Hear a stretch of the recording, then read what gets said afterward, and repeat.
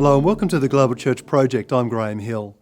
Lisa Rodriguez-Watson serves as the co-founder of a grassroots organisation committed to mobilising Christians to love their undocumented neighbours.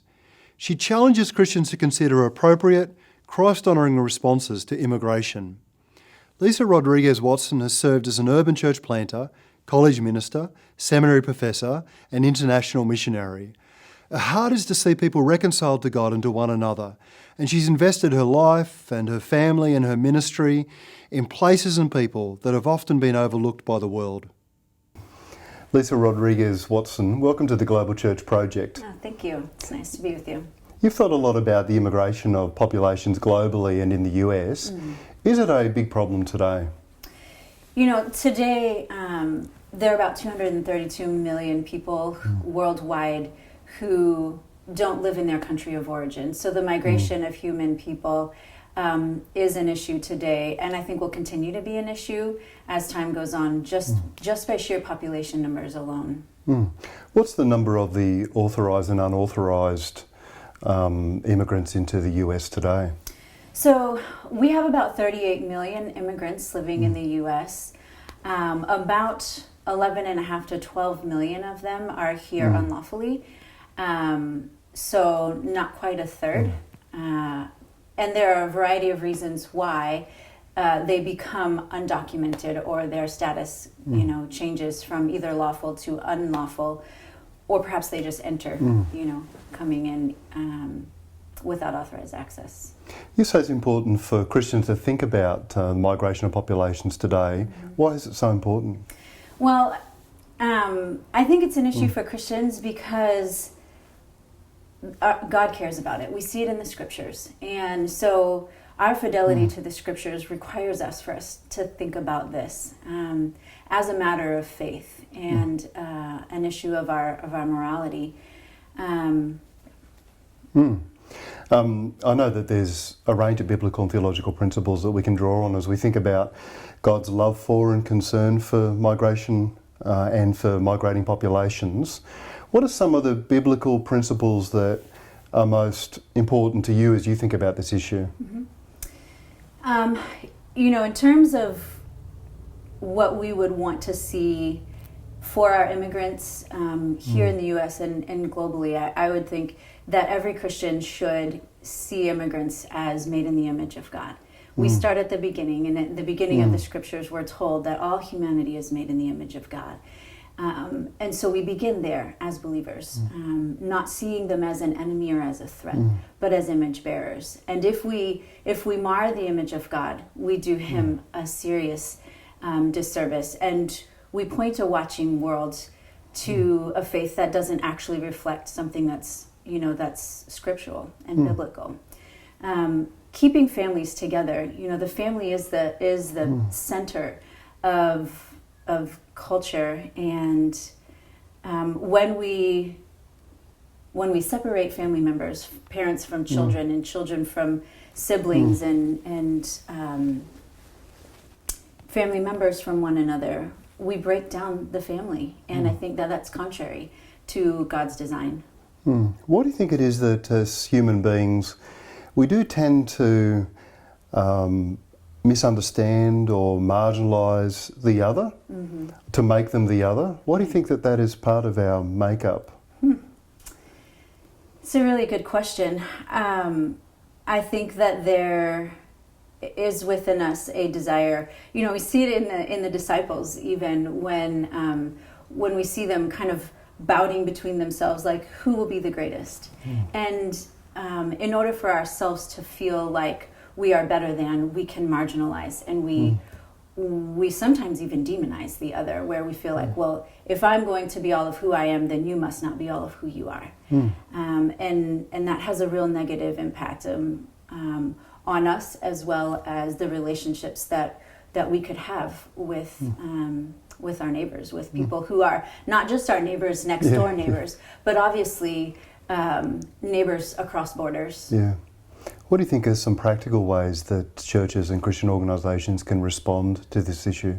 There's an acronym that I've come across, and the word is please, and the P would represent prayer. And as people of faith, we're called to pray and ask God for wisdom in knowing how to respond to the issues that face our countries around immigration, and ask God for wisdom. What would He have us do? How would He want us to respond? The second is listen, and we're called to listen to our immigrant brothers and sisters, and even those who we might not consider brothers and sisters in our faith. Listen to them, learn from them. What is it like in their day-to-day lives? How can we help support? What are some ways that we can come alongside and encourage and truly be a neighbor? The E is to educate ourselves. Not very many Christians globally are asking the question, what does my faith have to say about immigration? How I love either people who are coming past my border or to our shores. We might see it as a political issue, but we might not see it as a Christian issue. And so we've got to educate ourselves, both biblically and politically. The A would represent advocate, and in many instances, it's our duty, it's our call to use the power that we have as citizens of our respective countries to advocate for moral and just laws that would make it more sustainable and easier, I suppose, for immigrants to be in our midst. Something that would more consistently reflect the heart of God. S is for serve. And that's something that everyone can do. We can make a friend. We can find a way to connect someone to learning the language of our country, to accessing systems that would help them thrive in our communities. Groceries or transport or whatever the case may be. Serving is something that everyone can do. And lastly is evangelize. So many immigrants are people of faith, and maybe many are also people of the Christian faith. So we should see them as our brothers and sisters. However, there are a big number who are not. And this is our opportunity to be the church and to share with them the greatest story ever told, to share with them the beauty of the cross and of salvation. When you pray for people who've migrated into the area that you live in, how do you pray? That's a great question. I pray that God would open doors for me to build relationships with them. And I pray that they would, if they don't know Christ, that they would come to know Christ. I pray that Americans would welcome them, that they would find, either my neighborhood or my country as a place of welcome. And I think that's important because, as we look into the scriptures, the Lord consistently shows us and speaks to welcoming the stranger. Jesus in Matthew was talking about how we ought to welcome the stranger. We hear in Hebrews the writer telling us that sometimes we're entertaining angels unaware by offering hospitality. And so I pray that they would find a welcome. I asked the question about why do we tend to discriminate against or misunderstand the other. Where do you see ways in which communities of faith are reaching out? Where do you see signs of hope? What are some practical examples of witness and service and care that you find heartwarming and striking? There are churches here in our country who just for example, have set up immigration legal centers. And so for folks who are trying to sort out their paperwork and trying to understand what their status is, what they're eligible for, they're actually going to the church for that kind of assistance. And that gives me a lot of hope because it says to me, churches do care. We're seeing this as an issue that's not just political, but that is a matter of our faith. And it's not that we're just going to offer, assistance with food, like a food pantry, which is important, or, helping them enroll their children in schools, but we're actually doing something that over the long term might change their status. And that's really encouraging to me. There's been a lot of talk about the growth of immigrant churches in Western contexts. Right. Where do you see that growth happening? And where do you also see pain and struggle in those communities? Right. The immigrant church actually is the largest growing church here in America. And so it represents for us a thriving future for our faith. Whereas in majority culture churches, we're seeing a decline. And so when I look at the immigrant churches, I am encouraged because they might be our future. The pain, however, is, for so many whose status is unauthorized, there's a daily risk of the parents being separated from children. The fear of deportation is so real every day to many unauthorized immigrants in our country. And that's a really difficult reality to live with. As a mom of 3 kids, one of my worst fears, and it feels almost irrational to me, is to imagine what it would be like to lose my child, either to death or kidnapping or some form of separation. It's so painful to think about. And yet I that's not a real, I just feel like under the worst circumstances that might happen to me. And our immigrant families deal with that all the time. It's a reality for them from day to day. And we're seeing families deported, not families, but parents deported and families separated at just an atrocious rate. Yeah. I guess there's the pain of not necessarily getting the employment you want as well. That's right. Financial difficulties there. Yeah. So there are ways that our immigrants who don't have legal status find ways to get documents so that they can get a job. But if it's found out that their documents are falsified, they lose their job immediately. And that's a challenge. It presents real economic challenges. So you'll often see in the immigrant community people, working 2 and 3 jobs because they can't get, they work jobs, but they don't necessarily have a career, which is a real big difference. It's great to have employment. It gives us dignity.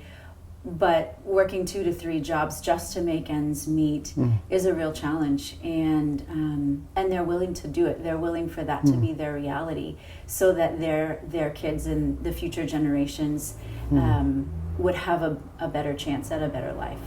Yeah, one of the questions I've taken to asking cab drivers is, what did you do before you drove a cab? Yeah. Because that can give you a window into somebody's life too prior to coming to the US. Right. And often, of course, many of them had significant jobs in their own context. And that's right. Professional, in the professional world, they were business owners or had some career that now they don't have the privilege to enjoy. In our context as well, we have people seeking asylum from pretty horrific war zones and other contexts. But it isn't just people seeking asylum. My guess is that a lot of migrating populations have come from places of trauma and suffering and deprivation. So there's those sorts of issues too in some people, not everyone's, but in some people's background that we're caring for. Yeah, absolutely. The U.S. last year saw the largest influx of children coming to our border that we've ever seen. We've never had a refugee crisis in our own context, people coming that needed shelter into the U.S. They came from other places like refugee camps in other countries, but never directly to our country. And we saw that last year with young people, even children in some cases. And part of the reason for that was violence in Central America, and that push factor. If you can imagine, a parent trying to decide, will my child have a better life north of the border than I can give them here, and paying someone to smuggle their child up to the U.S. and hope that they have a relative or a friend on this side of the border that might be able to connect with them. That's a very harsh reality. And so it's economics, it's violence, it's really horrific conditions that push people out of their contexts and into places like the US and other countries. Now, we live in a world that seems to be becoming more religiously and ethnically divided. Right. And I think there's a temptation for us as human beings to have some sympathy for migrating populations that share our faith or maybe some of our ethnic heritage. Sure. But when those populations are of a different ethnicity, have a very different faith than ours, we're not always as sympathetic as we should be. Do you think it's important for us to find ways to show the same kind of care and compassion for all migrating populations rather than just particular migrating populations? And how can we get better at doing that as Christians? Yeah, it's easy for us to like people who are like us, and the example in Scripture, even by Jesus himself, who left heaven, who left eternity and everything, the glory of all of that, to come to earth, to become a human, is an example of how we ought to love and welcome and demonstrate God's love to everyone. Jesus himself left his throne to come and be with us, and that wasn't easy, and we weren't like him, and I think we can take some lessons from that. So yes, I think sure, it's easy to like people who are like us, who share our values, who eat the same food we do, who speak the same language we do. But I think if we're going to be faithful to the Scriptures, if we're going to be welcoming, we've got to reach across those difficult barriers. We're called to do it. I think we're absolutely called to do it. Sometimes when we look at the migration of populations, we look at the obvious push and pull factors, but you've suggested that we also need to see something of the hand of God in the movements of peoples. Right. So the book of Acts tells us that God is the one who has moved peoples and he has assigned them places and times of their being. And so that informs me that, yes, there are push and pull factors, there are geopolitical factors, and there's a spiritual dynamic, and the sovereignty of God absolutely plays a part in where people go, where they come from, where they land. And I think it's important to keep that in mind, because it, I think, will help us be open to folks who are coming to our countries, for us to love them, to welcome them, to care for them. Sometimes as Christians we engage in political conversations around migration and associated issues, but you've suggested that the political conversation isn't necessarily the best starting point for us as Christians. Can you explain what you mean by that? Yeah, absolutely. I think the conversation in the church ought to revolve around the Scripture and what are our biblical mandates? What does it mean to be faithful to the call of God? And when we begin with the politics, often the conversation among Christians doesn't sound any different than the conversation outside of the church. And we're a peculiar people. We are called to have a biblical orientation, a kingdom orientation. And so I don't think that's where we begin. We don't begin with the politics. We begin with the biblical mandates. We begin with every person being made in the image of God, with the story of the immigrants in Joseph, in Rebecca, in David, so many of the early people in our faith that we see in scriptures, those that we would regard as forefathers and foremothers of our faith, have an immigrant story. And we have to have the eyes to see that and to identify with those people. And as we look even in the book of Deuteronomy, where God is asking his people after they left Egypt to not oppress the immigrant. And he says, remember, you too were once foreigners. And he says, I am the Lord your God. And that means something. There is a weight there that they ought to not forget how difficult it was for them in those times. And I think it's important for us to remember, so many of us have immigrant stories, and even in our own families, that if we forget, we too might fall into the trap of oppressing the newer people. Yeah. What do you think are some ways that we can get better informed about the biblical and theological issues associated with this, and also about the migration of populations? How do we get better informed about these issues?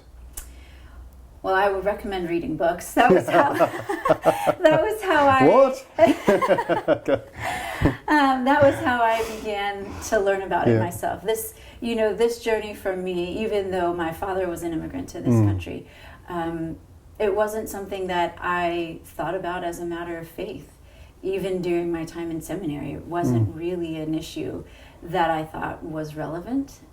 And so it was a journey for me as I lived in the Central Valley of Fresno, and I became neighbors with people who were working the farms, who needed assistance, getting their papers filed and that kind of thing. I began to ask the question, what does my faith have to do with this? And I started to work hard at understanding, does the Bible have anything to say? And reading books, which there aren't volumes of, but whatever we can, whoever we can find that is faithful to the scriptures. There were two particular books that you showed me yesterday that have been helpful for you. Yep. Can you remind us what those books are? Sure. Christians at the Border by Daniel Carroll. He's a professor at the Denver Seminary. I think that was the first book that I read. He's an Old Testament professor. He's bicultural, biracial, bilingual. His mother is Guatemalan, and so he grew up part of the year in the Guatemalan context, and then the other part of the year here in the States. And his love of Scripture, love of God, and love of the immigrant really come through in his book, and is really informative to what a biblical response would be as we seek to really grapple with how to care for immigrants. Not everyone reads lots of books, so do you know of any video series or YouTube series? Yeah, a group out of Colorado called Urban Entry has a really great video on immigration, and it's brief. There are several clips of local people sort of unpacking why they care about immigrants and asking questions. How do we begin to think about this as Christians? So it's not a book. It's a little bit easier, and I highly recommend it. In fact, I use it a lot in the trainings that I do. Lisa, thank you for joining us at the Global Church Project. Sure, it's been a pleasure. Thanks for giving me this chance. The Global Church Project is located at www.theglobalchurchproject.com. On our website, you'll find a wide range of interviews and resources for colleges, universities, and churches. I look forward to your company next time. From me, goodbye.